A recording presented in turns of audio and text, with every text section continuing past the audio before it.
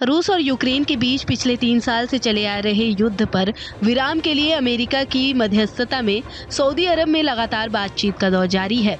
इसी कड़ी में सऊदी अरब की राजधानी रियाद में यूक्रेन युद्ध और ब्लैक सी विवाद के खात्मे के लिए अमेरिकी और रूसी अधिकारियों के बीच सोमवार को भी मैराथन बैठक हुई। 12 घंटे से ज्यादा चली इस बैठक में दोनों पक्षों ने युद्ध विराम प्रयासों पर चर्चा की। रूसी मीडिया के मुताबिक बैठक को लेकर ज्वाइंट स्टेटमेंट आज जारी किया जाएगा। इस बैठक के बाद रूसी विदेश मंत्रालय ने एक छोटा वीडियो जारी किया, जिसमें देश की वार्ता टीम को वार्ता से बाहर निकलते हुए दिखाया गया है।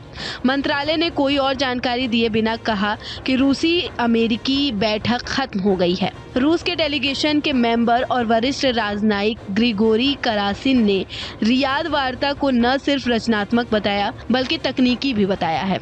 करासिन ने वार्ता ब्रेक के दौरान मीडिया से कहा कि हर बैठक में कोई हाई प्रोफाइल दस्तावेज या समझौते नहीं होते हैं। महत्वपूर्ण बात यह है कि संवाद बनाए रखा जाए और एक दूसरे की स्थिति को समझा जाए। इस संबंध में हम सफल हो रहे हैं। अमेरिकी और रूसी अधिकारियों की ये बैठक खासकर समुद्री सुरक्षा और ब्लैक सी पहल को जिंदा करने संभावनाओं के इर्द गिर्द घूमती रही। इस सौदे को लोकप्रिय रूप से अनाज सौदे के रूप में भी जाना जाता है, जिसकी मूल रूप से संयुक्त राष्ट्र और तुर्की की ओर से मध्यस्थता की गई थी।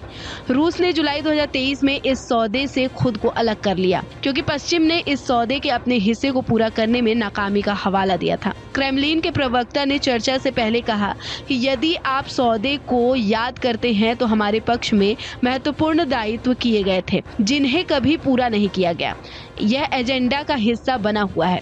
पेस्कोव ने आगे कहा कि अमेरिकी राष्ट्रपति ट्रंप ने युद्ध विराम समझौते के प्रयास के तहत इस समझौते पर पुनर्विचार करने का विचार रखा है। सब कुछ ठीक रहा तो पिछले 3 साल से रूस और यूक्रेन के बीच चले आ रहे इस युद्ध पर जल्द ही ब्रेक लग सकता है। सोमवार को हुई बैठक से पहले 19 मार्च को रूस और यूक्रेन के बीच एक दूसरे के कैदियों की अदला बदली को लेकर एक बड़ा समझौता हुआ था। इसके तहत रूस और यूक्रेन ने 175 कैदियों की अदला बदली की। दोनों देशों के बीच 3 साल पहले शुरू हुए युद्ध के बाद यह पहली बार है जब दोनों देशों ने इतनी बड़ी संख्या में कैदियों की अदला बदली की है। गौरतलब है कि अमेरिकी राष्ट्रपति डोनाल्ड ट्रंप यूक्रेन और रूस के बीच जारी जंग को रुकवाने के लिए लगातार कोशिश कर रहे हैं।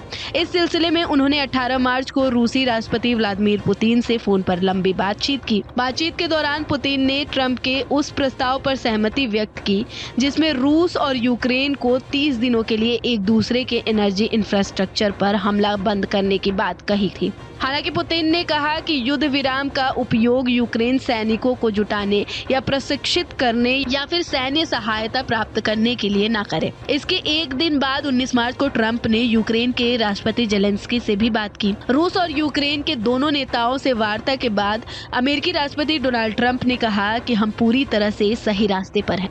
फिलहाल इस वीडियो में मेरे यानी नगमा इरम के साथ इतना ही। बाकी देश और दुनिया की तमाम खबरों से अपडेट रहने के लिए न्यूज स्टेट को सब्सक्राइब कर लें और वीडियो पसंद आई हो तो वीडियो को लाइक कर दें। न्यूज नेशन अब व्हाट्सएप पर खबरों के ताजा अपडेट के लिए न्यूज नेशन के इस QR कोड को स्कैन करें।